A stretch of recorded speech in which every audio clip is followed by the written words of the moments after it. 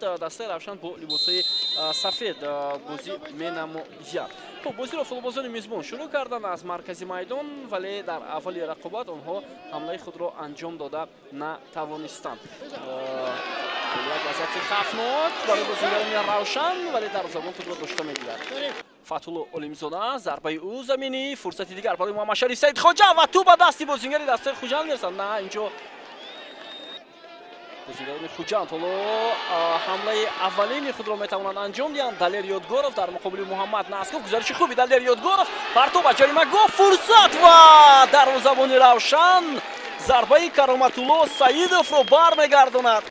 ادامه حمله دسته خوجند حییتов فرصت اما کناری راست آزادتر بود اونجایی که کرامت‌الله سعیدов سرعت میگرفت.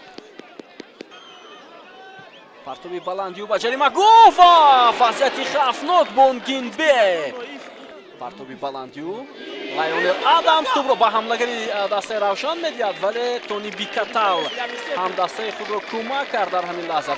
خیلی خوب توپ رو میگیرد در مقابل سه بازیگر و پس انجام میدهد. ایدان اوکران چیکار میکنه در این لحظه لیگنری دسته روشن جوزف اکومادی حالا فرصت برای دسته روشن امکانیت و چگونه امکانیت خوبی گلزنی رو طاهر ملادوسوف استفاده برده نمیتواند.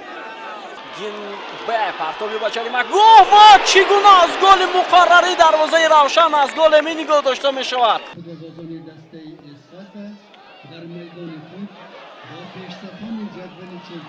پرتابی نوبتی و باز هم یک حمله خوب است جانب بازیگران دسته خوجند و این دفعه دلیر یادگورов بود.